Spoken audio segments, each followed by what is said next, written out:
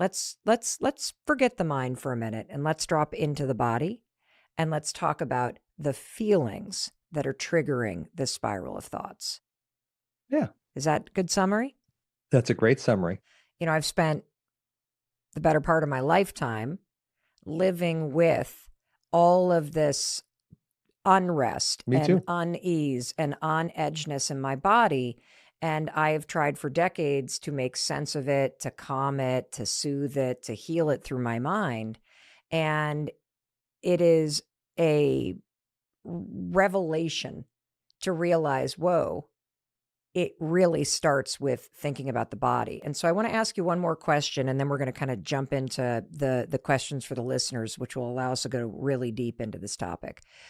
If it begins, which I agree with you, with this sort of stored experience in your nervous system, this stored experience and these feelings that get triggered in you, how do you know if what you're experiencing in your life right now is anxiety versus just day-to-day stress versus overwhelm? I think if it's chronic, like if you're looking at your life, if you wake up in the morning and you're going, oh my God, I've got this, and this, which you've talked about before on the podcast, like waking up with this sense of dread, that's a sign that things aren't quite right. And anxiety is one of those things. I get messages from people all the time that say, I didn't actually know I had anxiety until I read your book. It's like, well, I don't know if I'm doing you any favors as far as that kind of stuff goes. But really, though, I get that all the time because I think that we live in our minds, we live in our bodies. This Mm. just becomes normal. And unless it rises above this kind of critical mass where we're like uncomfortable almost all the time, then we think, well, there's something going on. And now with Instagram, with all this stuff, like everything's trauma. Everything's trauma. And I watched your episode about healing childhood trauma. And I really want to dive into that as well, because it's so important. Because the quick version is you probably had trauma as a child that was unresolvable for you as a child.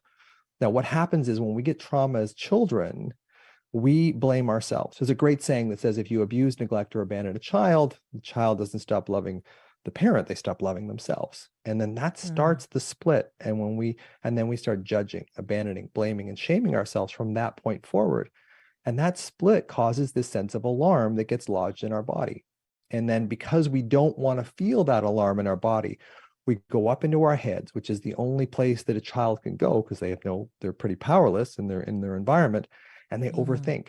And that's a temporary escape. And then we train ourselves as children to overthink because that's the only safe places in our minds. And then when we get older, go through a couple divorces, you get in a car accident, whatever, that stuff tends to come right back up again. So that's really the basis of where this global anxiety kind of comes from in people, is it's this unresolved trauma, and your parents love you and you've got, a supportive family and you're attuned and connected and quote unquote securely attached.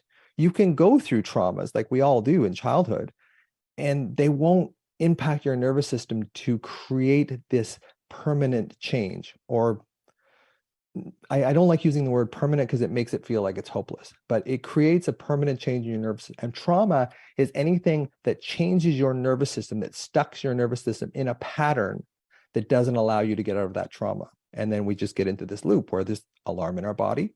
We make sense of it by making horrible thoughts in our mind, warnings, what ifs, worst case scenarios, which of course makes the alarm of the body worse, which of course makes the thoughts worse. And we get caught in this alarm anxiety cycle. And unless we see it, we can't get out of it. Wow.